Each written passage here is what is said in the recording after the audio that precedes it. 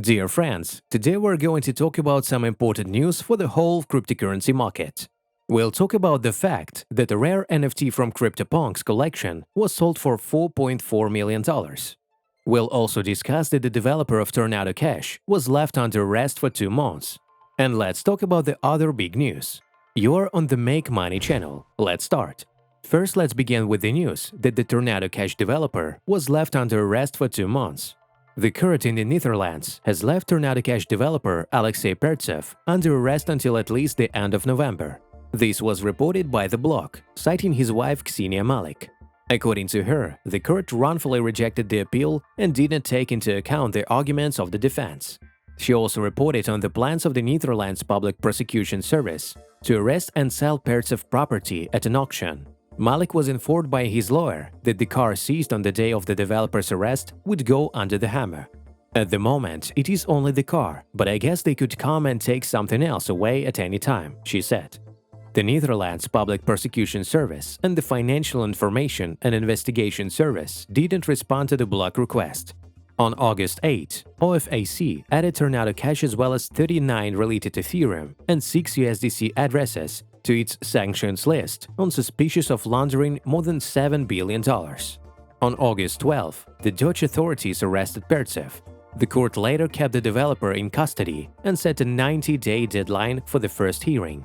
As a reminder, a rally in his support took place in Amsterdam on 22 August. The participants claimed the open source was not a crime, and the authorities should prosecute the real attackers.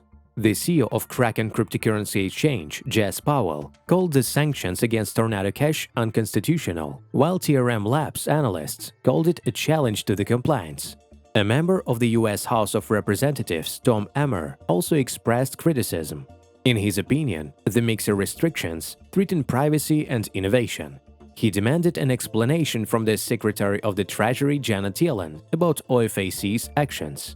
Next, let's discuss the news that a rare NFT from the CryptoPunks collection was sold for $4.4 million. An unknown person purchased CryptoPunk 2924 non-fungible token NFT for 3,300 ETH, more than $4.4 million at the time of the transaction. Despite the bear market, the deal was the 4th most expensive in ETH and the 10th most expensive in US dollars in the history of the collection, according to CryptoSlam. In 2017, the Larva Labs team launched the CryptoPunks collection of 10,000 NFT images of 24 to 24 pixels. Initially, many of the project's non-fungible tokens were distributed for free. Further in the news, Bitcoin blogger Lark Davis has been accused of participating in pump and dump schemes. A researcher under the nickname ZachXBT created a Twitter discussion thread accusing the crypto investor and blogger Lark Davis of repeatedly participating in pump and dump schemes. The author of the thread provided 8 cases in which tokens from new low-cap crypto projects were delivered to Davis' wallet. He found the address in the public domain. After publishing promotional posts, the blogger sold the received coins. According to ZachXBT, Davis earned more than $1.2 million this way. In a comment to Cointelegraph, the researcher stated that he took a closer look at the influencer's persona due to inquiries from people who lost money on the projects he advertised. According to ZachXBT, Davis made the biggest profit from the NFT service ShopX, which gave him 120,000 tokens. After having published a tweet advertising the platform, the blogger, according to the researcher, sold the coins earning $435,000. Participating in seed rounds and sharing projects you genuinely like is completely fine as long as it's done in a transparent manner. This is not the case as Lark has a pattern of dumping his discounted Launchpad bags right after shills across YT, Twitter, and newsletter, ZachXBT added. Davis called the allegations made ridiculous and commented on each example given. "I paid for all of these coins, I got nothing for free," the blogger wrote.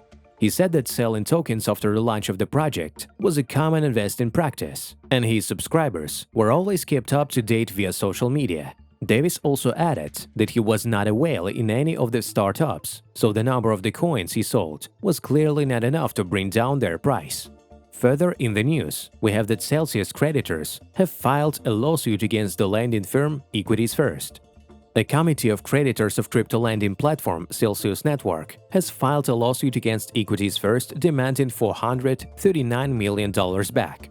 The plaintiff has requested information on the loan agreements, any money transfers between Celsius and the defendant, and the reason for the latter's failure to return the collateral for the aforementioned amount. On 29 September, the Texas State Securities Board, the Texas Department of Banking, and the Vermont Department of Financial Regulation opposed the platform's plan to sell the stablecoins worth $23 million. The court will consider the proposal on 6 October.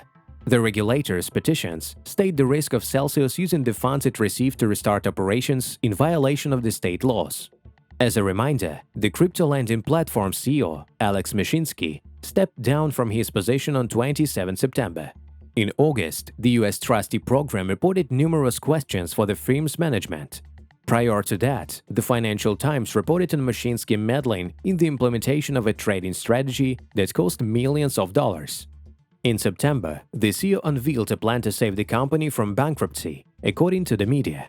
Thanks for watching Make Money.